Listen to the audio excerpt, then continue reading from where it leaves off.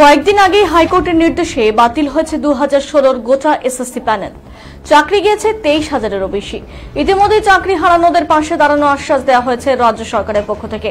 এদিন ফের কোচবিহার রাজবাড়ী স্টেডিয়ামে জমায়েত করেন কোচবিহার জেলা চাকরিচ্যুত প্রার্থীরা। এদিন এখানে তারা তৈরি করে নতুন কোর কমিটি। সেখানে যারা কলকাতা যেতে পারেনি তাদের কাগজপত্র এই কোর কমিটির মাধ্যমে পৌঁছে দেওয়া হবে। সেখানে তাদের দাবি, অযোগ্যদের জন্য যোগ্যদেরও চাকরি বাতিল করা হলো কেন, পুনরায় তা নিয়ে যেন ন্যায় বিচার করা হয়। এই বিষয়ে এদিন এখানে এক শিক্ষক কি জানিয়েছেন শুনবো।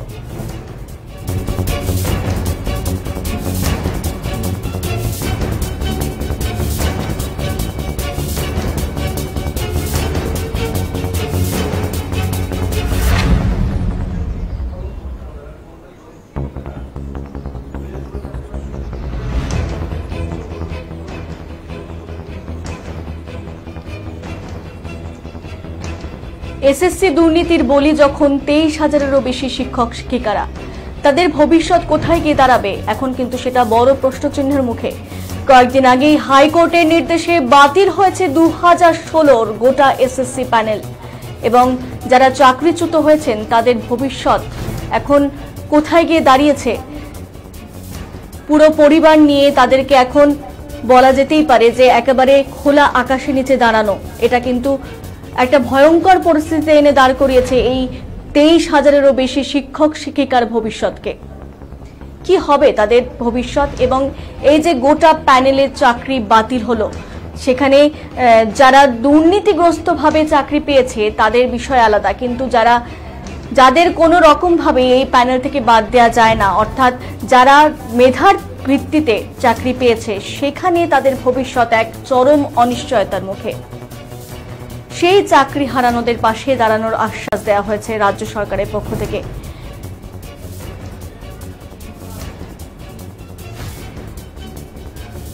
আমাদের দাবিটা এটাই যে আজকে যেই 25,000 হাইকোর্ট প্যানেল বাতিল করেছে তার মধ্যে 19,000 যে যোগ্য ক্যান্ডিডেট আছে, ঠিক আছে, আপনারা তো মিডিয়া মাধ্যম, আপনারা কিন্তু চাইলে অনেক কিছু পারেন। আজকে আপনাদের টুইটার আছে, আপনাদের ফেসবুক আছে, সোশ্যাল মিডিয়া আছে, অনেক কিছু আছে। আপনারা আমাদের বিরুদ্ধে, আমরা যারা যোগ্য ক্যান্ডিডেট আছি তাদের বিরুদ্ধে আমাদের পক্ষ হয়ে আমাদের যে ন্যায় বিচার, আমাদের যে এথিক্স, আমাদের যে মোরালিটি, সেই ন্যায় বিচার জেনে আমরা পাই। সেই জন্য আপনারা আমাদের হয়ে এই খবরটা দেশ জুড়ে ছড়িয়ে দেন। আজকে বিচারপতি যে রায়টা দিয়েছে সে এথিক্স এবং মোরালিটি মানেনি। যদি মানতো আজকে 5,500 অযোগ্যর জন্য 19,000 যোগ্য ক্যান্ডিডেটকে কেন ভুগতে হচ্ছে? কেন আমাদেরকে মানবিকতার দৃষ্টিকোণ থেকে দেখা হয়নি?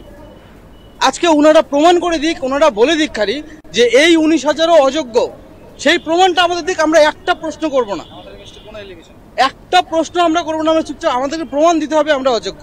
কিন্তু সেই প্রমাণ কিন্তু আমাদের দেয়নি, আমাদের বিরুদ্ধে কিন্তু কোনো রকম অ্যালিগেশন নেই। তাহলে কেন আমাদেরকে বাতিল করে দেওয়া হলো পুরো প্যানেলটাকে? আপনারা সকলেই জানেন যে লাস্ট সোমবারে একটা হাইকোর্টের রায় বেরিয়েছে, যেখানে C D group C D 9, 10, 11, 12 teaching non teaching staff total প্যানেলটাকেই বাতিল দেওয়া হয়েছে।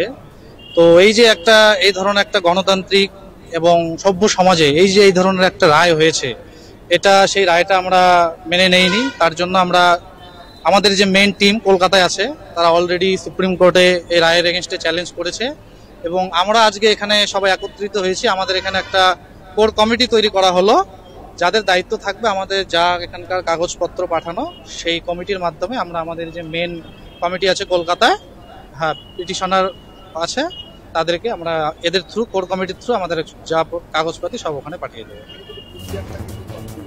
না, এখানে কুচবিহার, আলিপুর দুটো ডিস্ট্রিক্টই আছে। দুটো ডিস্ট্রিক্ট মিলে মোটামুটি এক্সাক্ট সংখ্যাটা বলা যাচ্ছে না, 300 থেকে 350 হবে। এখানে আমরা মেইনলি টিচিংরা আছি 9, 10 এবং 11, 12।